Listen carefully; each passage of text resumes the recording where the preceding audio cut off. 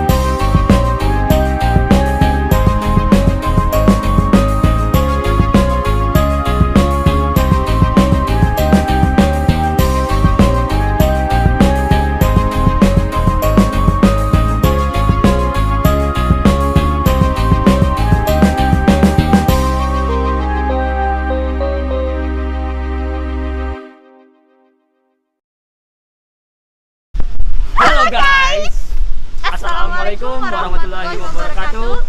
Ya, pada kesempatan kali ini kita sedang berada di Kesultanan Kacirbonan. Kita juga menghadiri hari miladnya yang keberapa? 203. Daripada kita basa-basi di sini, mari kita masuk.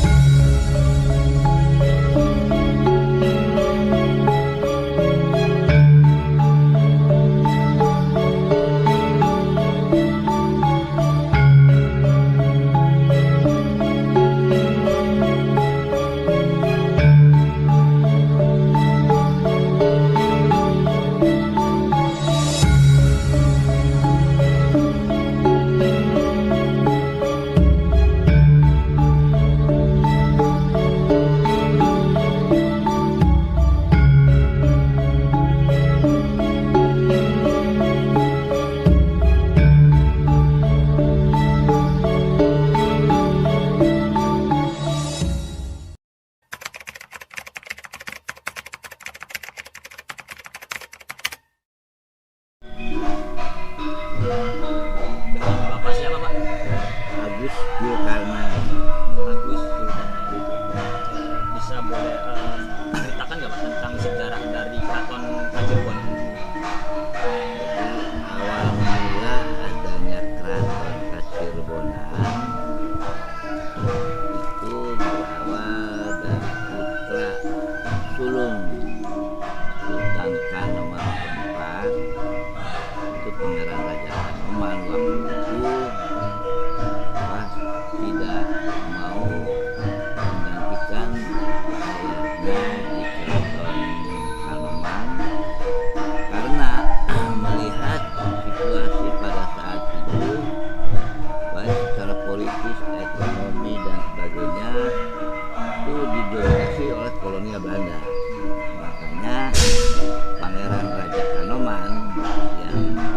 patriotis sekali keluar dari keraton.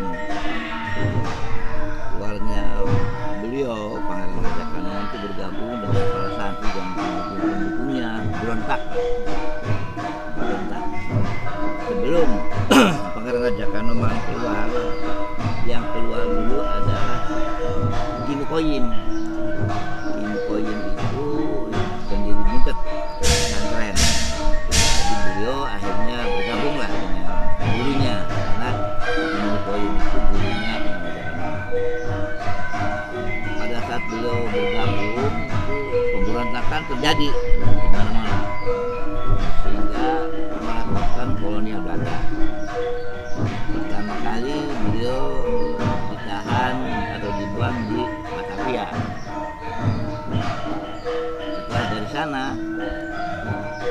karena di Cirebon ini masih bergejolak atas mungkin kesepakatan dari keluarga Sultan yang di Kanoman, tujuannya untuk meredam pemberontakan, Pangeran Raja Kanoman dipindahkan tahanannya di Ambon, di Benteng Victoria itu. Ya, namun ternyata sebaliknya, bukan berarti meredam, malah bertambah di sini gejolak. Wah, makin meluas lah. Dari potongan itu Pangeran Raja Kanoman dikembalikan ke Cirebon, ke Kanoman.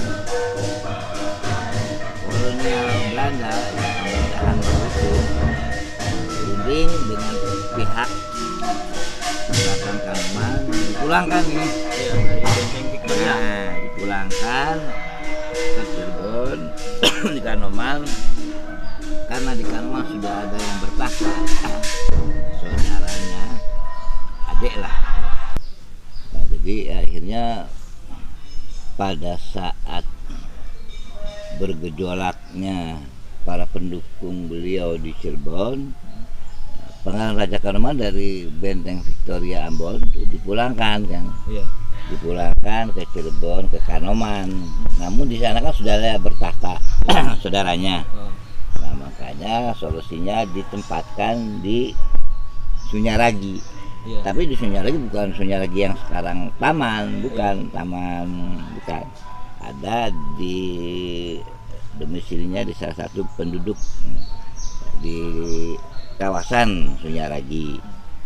Nah, dari sanalah beliau di situ akhirnya dengan para pendukung-pendukungnya supaya Pangeran Raja Kanoman ini harus menjadi sultan. Waktu itu belum ini nih, belum terbentuk ya. Belum terbentuk. Jadi akhirnya atas desakan para pendukung dan para santri, akhirnya pihak kolonial memberikan solusi meng-ACC lah. Iya. Beliau diangkat jadi sultan, bahkan juga beliau diberi pedang, kalau zaman sekarang sih tongkat komando lah. SK-nya juga ada kalau zaman sekarang di dalam. Nah, tujuannya juga mungkin kayak pihak kolonial supaya meredam baik Pangeran Raja Kanoman maupun pendukungnya supaya berubah lah, berubah dari yang tadinya bergejolak. Nah, diangkat sultan, akhirnya kan tidak. Tapi tetap walau bagaimana Pangeran Raja Kanoman beserta pendukungnya tetap tidak mau bergeser selangkah pun terhadap pemerintahan kolonial Belanda untuk mengadakan bargaining. Nah, sehingga sampai meninggalnya beliau pada saat itu di Sunyaragi. Setelah beberapa tahun beliau meninggal, istrinya kan menuntut gaji lah, kalau ini gaji. Nah, gaji daripada atau uang kesejahteraan dari Pangeran Raja Kanoman sejak diangkat sultan sampai dengan meninggal diminta sama istrinya. Mana uang pensiun ya? Uang pensiun lah kalau zaman sekarang. Nah, mana uang uang kesejahteraan suami saya dikasih oleh Belanda. Nih, nah, makanya didirikanlah ini Kesultanan Kacirbonan. ya, bangunan Keraton Kacirbonan. Jadi beliau itu belum pernah mengenyam Keraton Kacirbonan karena meninggal duluan. Nah, di sini istrinya tinggal dengan putranya, yaitu Pengabdi Hidayat. Nah, barangkali itu sejarah asal mula Keraton Kacirbonan ya. Nah, sehingga pada tahun 1808 itu diresmikan menjadi sultan kan. Tapi bangunan waktu itu belum ada. Baru Dua bangunan ya kalau tidak salah. belum ada bangunan, hanya SK dari pemerintahan kolonial Belanda 1808. Nah, bangunan ini konon selesainya tuh 1814 ini selesainya. Jadi setelah beliau diangkat atau jadi sultan, tetap memberontak beberapa tahun sampai meninggalnya. Nah, baru istrinya minta uangnya tadi lah. Uang pensiun. Itu. Nah, jadi dari kenapa 213 kita ngambil dari 1808 ke 2021, makanya kita 213. Nah, barangkali itu sejarah singkat lah dari berdirinya Keraton Kacirbonan.